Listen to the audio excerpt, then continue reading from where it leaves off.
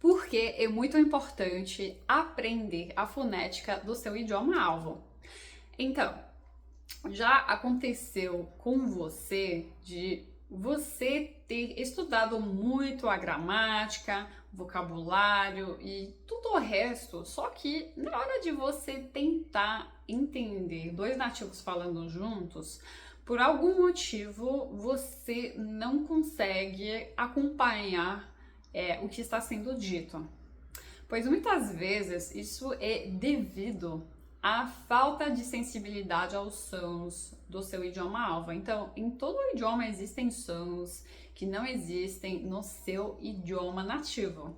Então, por exemplo, em inglês existem sons que não existem em português. E por não ter desenvolvido a sensibilidade àqueles sons, você não consegue identificar aqueles sons e ou parecem mudos ou parecem um som totalmente diferente. Então, por isso, muitas vezes que você não consegue, você consegue ler o inglês, mas você não consegue entender quando está sendo falado, justamente por essa falta de sensibilidade aos sons, né? E aprender a fazer aqueles sons ajuda muito não só sua pronúncia, mas também seu entendimento do idioma. Então pense no músico que toca um instrumento, que toca o violão, por exemplo, ele deve que aprender a tocar uma música, uma canção, nota por nota. Primeiro ele teve que aprender a fazer aquela nota, né? E aos poucos ele aprendeu a tocar aquela música, pois acontece a mesma coisa com sua boca, né? Por isso que as crianças, os bebês começam falando só um som por vez, né?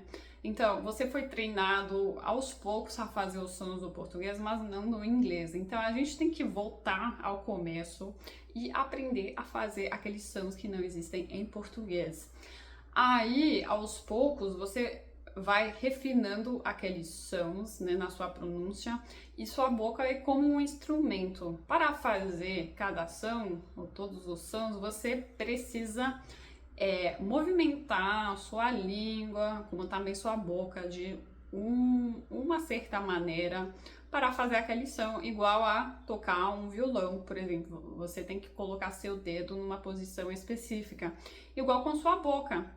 Então, eu quero ensiná-los a fazer esses sons e depois você vai poder implementar esses sons na sua fala e desenvolver também seu ouvido para reconhecer aqueles sons enquanto você está escutando um nativo falando.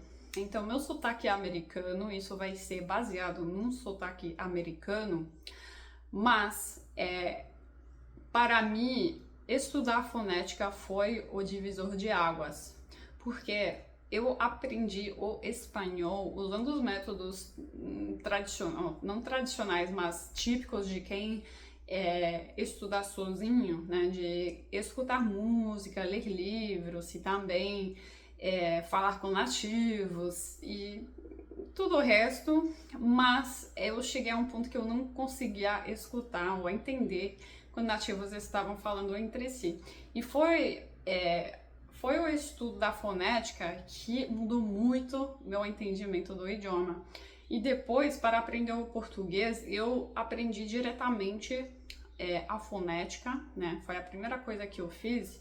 E depois de ter feito aquilo, eu comecei a entender uns 70% do português, só por conta de já falar espanhol, né? Então, eu quero ensinar vocês os sons do inglês que não existem em português para você poder destravar seu entendimento e também melhorar sua pronúncia em inglês, ok? Então, vê os vídeos de baixo para você começar a estudar aqueles sons e se isso te ajudar, por favor, deixa um comentário ou uma curtida para que eu saiba que meu conteúdo esteja lhe ajudando, tá bom? Até a próxima!